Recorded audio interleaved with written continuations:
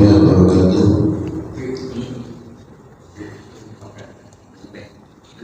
Alhamdulillah alladzi anzala ala 'abdihi al-kitaba wa lam yaj'al lahu iwajan qayyiman linzira ba'san shadidan min ladunhu yubashshiru alladhina amanu bis-salihati anna lahum ajran hasanan. أشهد أن لا إله إلا الله وحده لا شريك له وأشهد أن سيدنا محمدا عبده ورسوله لا نبي بعده. اللهم صل وسلم على سيدنا محمد الفاتح لما أغلق والخاتم لما سبق وناصر الحق بالحق والهادي إلى صراطك المستقيم. سبحانك لا علم لنا إلا ما علمتنا إنك أنت العليم الحكيم.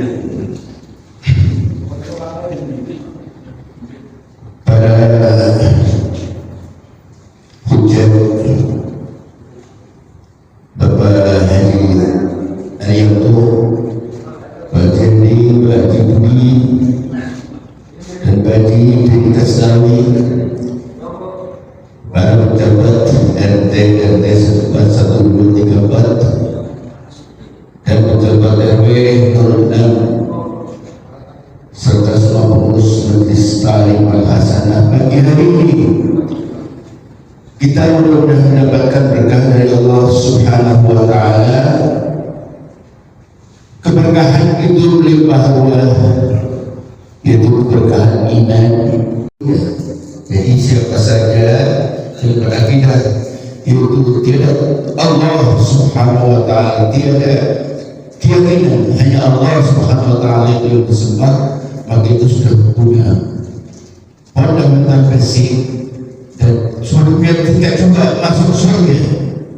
Karena apa? Itulah tauhid yang pertama. Tetapi tauhid kita itu harus dibimbing, dilatih setiap hari, antara lain dengan aplikasi pelaksanaan sholat 5 waktu. Nah itulah yang membimbing kita menjadi 2 tauhid kita ini. Tauhid yang kedua adalah tauhid rububiyah. Orang mengaku bahwa saya punya ayah, saya punya ibu, itu berarti ada namanya.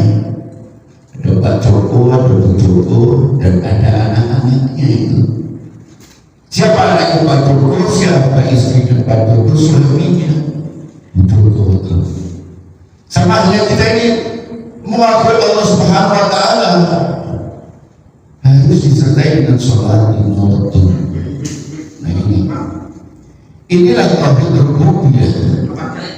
Maka kita begitu Allahu Akbar sholat, berdiri takbiratul ihram, kita baca Fatihahnya Alhamdulillahi Rabbil Alamin, bahwa tidak ada zat yang patut untuk dipuji kecuali Allah yang Maha segala-galanya, yang memiliki Asmaul Husna, itu nama yang 99. Rabbul Alamin, yaitu membimbing kehidupan manusia ini di seluruh alam. Jika kita sudah merasa dibimbing oleh Allah Subhanahu wa Ta'ala, maka tauhid kita menjadi yaitu tauhid rububiyah. Soal bagaimana kita ini ya ada kekurangan dalam sholat, kurang khusyuk, ya. Itu Allah yang memilih. Yang penting syah kalau orang itu sudah sholat berjamaah. Kalau imamnya kurang khusyuk misalkan, tapi saf yang pertama itu khusyuk, maka itu sudah sah sholat berjamaahnya. Jadi berarti itu menutup kesalahan daripada imam kalau imamnya kurang khusyuk. Saf pertama kurang khusyuk, saf kedua yang khusyuk menutup kesalahan daripada saf yang pertama, menutup kekurangan daripada kehusuan imamnya. Begitulah selanjutnya. Inilah yang namanya tauhid rububiyah. Tauhid rububiyah kita berikan coba membicarakan kita sholat, ya lupa misalkan kok pada rakaat pertama nikah rakaat kedua, kalau sholat itu 4 bacaan seperti surat Isya misalkan di rakaat kedua yang sebetulnya itu kita tahiyat, kok imamnya itu kok lupa nggak tahiyat pertama, lanjutkan aja sholatnya itu sampai dengan selesai sholatnya sholat Isya. Habis sholat Isya selesai, menurut Imam Syafi'i itu harus itu dilakukan sujud sahwi. Jadi orang itu melakukan sujud sahwi itu enggak itu karangan, ya.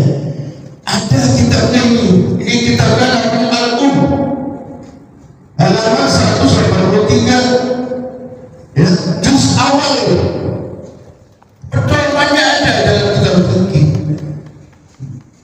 Maka kalau kita lakukan sujud sahwi itu kesalahan daripada imam ataupun yang untuk di sholat pertama, kedua, ketiga itu semuanya diampuni oleh Allah Subhanahu wa Ta'ala. Jadi tidak perlu kita lalu imamnya disalahkan atau makmumnya menyalahkan, tidak perlu.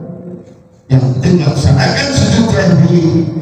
Itulah menurut ahli sunnah wal jamaah. Mudah-mudahan pagi hari ini kita mendapatkan berkah dari Allah Subhanahu wa Ta'ala, berkah iman kita dari Allah Subhanahu wa Ta'ala. Itu yang merupakan dasar iman. Yang pertama itu didasari dengan tauhid uluhiyah, yang kedua didasari dengan tauhid rububiyah. Mudah-mudahan kita dapatkan berkah yang lainnya. Nanti di lain waktu kita bahas berkah ihsan dan berkah daripada Islam kita kepada Allah Subhanahu wa Ta'ala. Allahumma bi'ila al-tariq. Assalamualaikum warahmatullahi wabarakatuh. Waalaikumsalam warahmatullahi wabarakatuh. Waalaikumsalam. Selanjutnya kita biasaan ada tanya jawab dari jemaah. Silakan.